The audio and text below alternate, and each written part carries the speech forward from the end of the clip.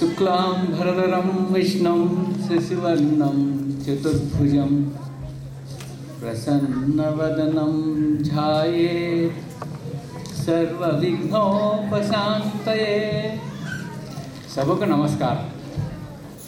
ఈ కార్యక్రమానికి అవకాశం ఇచ్చిన ఐరిష్ తెలుగు సంఘం వారికి నా కృతజ్ఞతలు। ఈరోజు మనందరం ఉగాది వేడుకలను జరుపుకునేందుకు ఎంతో ఉత్సాహంగా సమావేశం అయినాం।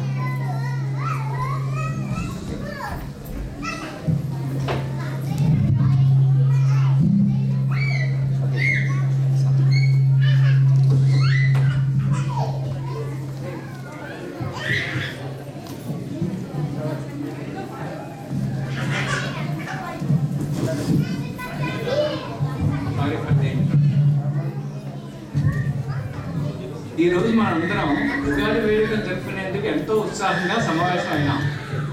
ఉగాది పంచాంగ శ్రవణం అంటే మీలో చాలామందికి తెలిసే ఉంటుంది, అయితే కొంచెం విడమర్చి సూక్ష్మంగా చెప్పడానికి ప్రయత్నం చేస్తాను। ఈరోజు చాలా శోభనం। ఉగాది అంటే యు అంటే నక్షత్రములు, ఆది అంటే గమనము। మన పూర్వీకులు నక్షత్రముల గమనమును బట్టి చాలా యుగాలు, శకాలు, మాసాలు, ఋతువులు, పక్షాలు మొదలగు విధాలుగా లెక్కించడం మొదలుపెట్టారు। సృష్టిలో ప్రతిదానికి ఆరంభం అంతం ఉంటాయి।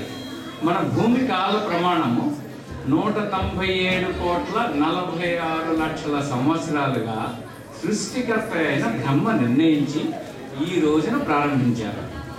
యుగాలలో కృతయుగము, త్రేతాయుగము, ద్వాపరయుగము, కలియుగము అని 4 యుగాలు ఉన్నాయి। ద్వాపర యుగంలో పరమాత్ముడైన శ్రీకృష్ణుడు భగవానుడు తను చాలించి ద్వాపర యుగం పరిసమాప్తి అయ్యి ఈ కలియుగం ఆరంభం అయినది కూడా ఈ ఉగాది నాడే। బ్రహ్మ సృష్టి ప్రారంభమైనది, కలియుగం ప్రారంభమైనది ఈ రోజే అవడం విశేషం కదా। అందుకనే దీన్ని యుగాది, యుగ ఆరంభం అని అన్నారు। ఈరోజు అనేక రకాలుగా మొదటి దినం।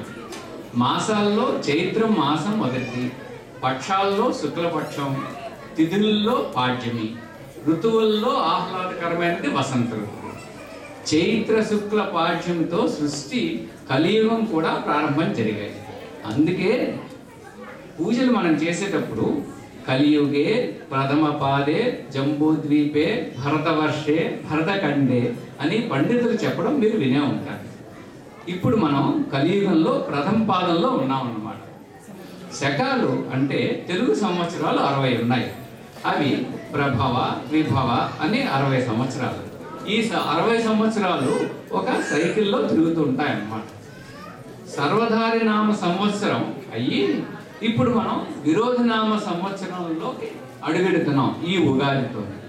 అయితే మీరు విరోధి అంటే ఏంటిది, దెబ్బలాటలు, శత్రుత్వం అని భయపడాల్సిన అవసరం లేదు। విరోధి అంటే శత్రువుల మీద జయించడము, విరోధి అంటే శత్రువుల్ని మనం జయిస్తున్నాం అన్నమాట ఈ సంవత్సరంలో। అందుకనే పంచాంగం అంటే పంచ అంగాలు। ఈ పంచాంగాలు ఏమిటంటే 1 తిథి, 2 వారం, 3 నక్షత్రం, 4 యోగం, 5 కరణం। ఈ 5 కలిపినదే పంచాంగం। గ్రహస్థితిని బట్టి ఈ సంవత్సరానికి అధిపతి శుక్రుడు, మంత్రి చంద్రుడు।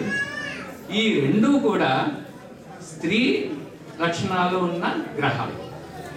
అయితే ఈ సంవత్సరంలో స్త్రీలదే పై చేయండి।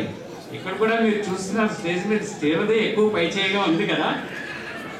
అయితే ఈ స్త్రీలదే పై చేయని మీరేమి కంగారు పడాల్సిన అవసరం లేదు। స్త్రీలది పై చేయి అయినప్పుడే మనకి సుఖశాంతులు ఉంటాయి। మన ఇంట్లో చూడండి, హౌస్ మేనేజర్తో హ్యాపీగా ఉంటాయి కదా, మనకి సుఖశాంతులు ఉంటాయి। అలాగే ఈ సంవత్సరం కూడా మనకి సుఖశాంతులు ఉంటాయని మన పంచాంగం చెప్తుంది। పంచాంగం ప్రాముఖ్యం ఏమిటంటే కొన్ని పనులు చేయడానికి కొన్ని రకాల సంయోగాలు చక్కగా నప్పుతాయి। తిథి, నక్షత్రం, పుట్టిన సమయాన్ని బట్టి ప్రతి వ్యక్తి ఏ రాశిలో జన్మించారో ఆ వ్యక్తి యొక్క జాతకం చెప్పడం జరుగుతుంది। ఉగాది నాడు పంచాంగ శ్రవణము మానవుని జీవితంలో అవరోధాన్ని తొలగించి శుభాన్ని కలిగిస్తుందని పెద్దల అభిప్రాయం. ఉగాది నాడు పండితులు వ్యక్తులు స్థితిగతులను, దేశ పరిస్థితుల స్థితిగతులను వివరించడమే ఈ పంచాంగ శ్రవణం ప్రాముఖ్యత. అయితే పంచాంగ శ్రవణంలో ఏమేమి చేస్తాము అంటే, ఒకటి ఆదాయము, వ్యయం, రాజపూజితము, అవమానం. ఇవి ఏ రేషియోలో ఎంతంత ఉన్నాయో అన్నది చెప్తారు. అది ఒక్కొక్క రాశి వారికి కొంత ఆదాయము, కొంత వ్యయము, కొంత రాజపూజితం, కొంత అవమానం ఉంటుంది. అది ఈ పంచాంగ శ్రవణంలో ఏ రాశి వారికి ఎంత ఆదాయం, ఎంత వ్యయం, ఎంత అవమానం, ఎంత రాజపూజితం అనేది చెప్తాం. ఏ రాశి వారికి ఎంత ఉంటుందో పంచాంగ శ్రవణంలో వివరిస్తుంది.